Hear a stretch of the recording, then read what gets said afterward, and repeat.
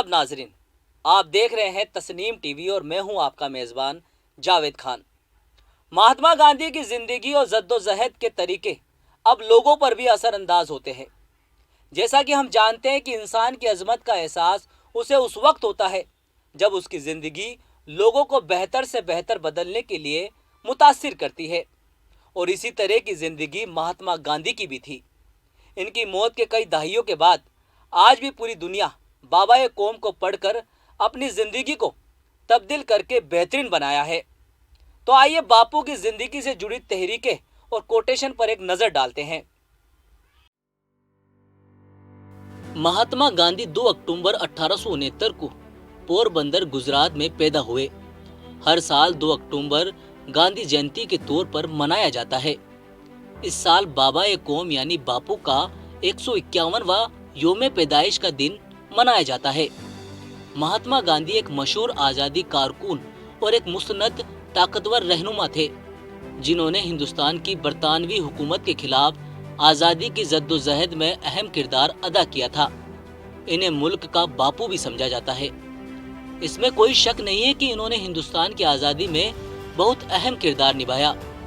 इनके सच और अदम तशद्दुद के नज़रिए ने पूरी दुनिया को मुतासिर किया और बापू के नज़रियों को मुल्क ही नहीं बल्कि दुनिया के बड़े बड़े फलसफी और सियासतदान ने, खास करके मार्टिन लूथर, नेल्सन मंडेला और दीगर बड़ी शख्सियत ने इनके नज़रियों को अपनाया।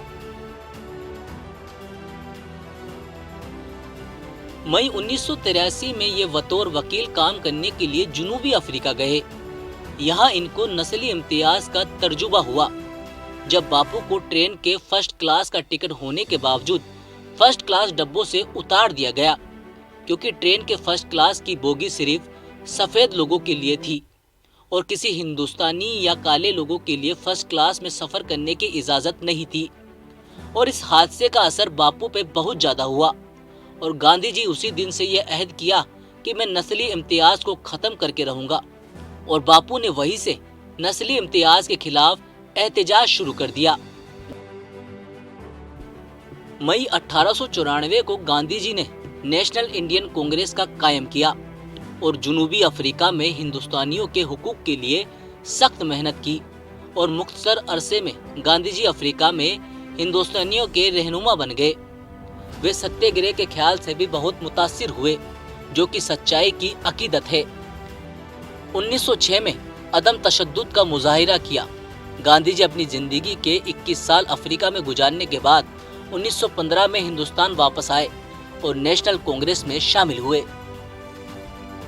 और यहीं से 1918 बिहार के चंपारण से अंग्रेजों के खिलाफ सत्याग्रह तहरीर की शुरुआत की। बापू को 30 जनवरी 1948 को नाथूराम गोडसे ने कत्ल कर दिया। गोडसे एक हिंदू कौम परस्त हिंदू महासभा का रुकन था। गोडसे ने गांधी जी पे पाकिस्तान की हिमायत का इल्जाम लगाया, जबकि बापू अदम तशद्दुद के खिलाफ थे।